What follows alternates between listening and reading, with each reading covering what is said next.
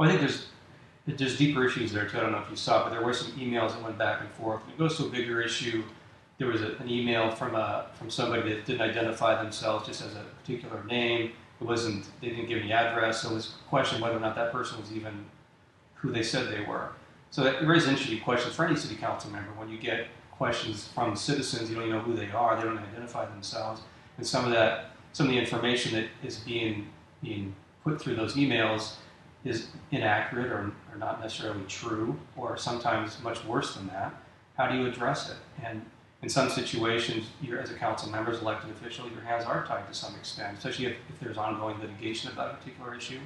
So what I would say comes down, again, that issue of truth and respect. If you have people in office that you respect, you may not agree with them on everything, but if you kind of understand what their philosophy of government is, when people in the community, for whatever reason, cast aspersions on council members or raise issues that sometimes are blatantly untrue, that you can go to that person, you can ask them individually what actually happened here. And part of it is, I think, too, is that certainly elected officials should be under additional scrutiny because they're elected to represent people, but people need to be fair too. And if people are using email kind of in an anonymous way to raise a bunch of issues that aren't based in truth, and that is wrong, and they shouldn't do that. And they have no license to do that just because somebody is an elected official. Well, I'm a firm believer in transparency in local governments.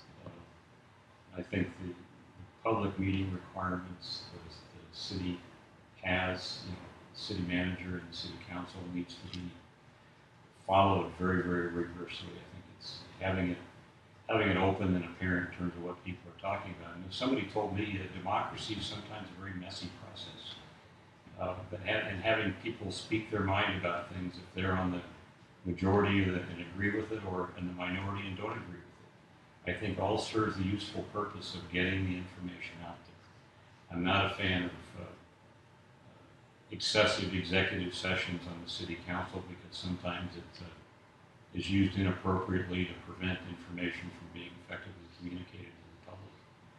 I think, as I said, the open meeting requirements need to be very, very carefully monitored. People need to know what's going on, and it's not always going to be clear and easy. But having the information out there, our people are smart enough, given a number of different opinions, to figure out what's going on.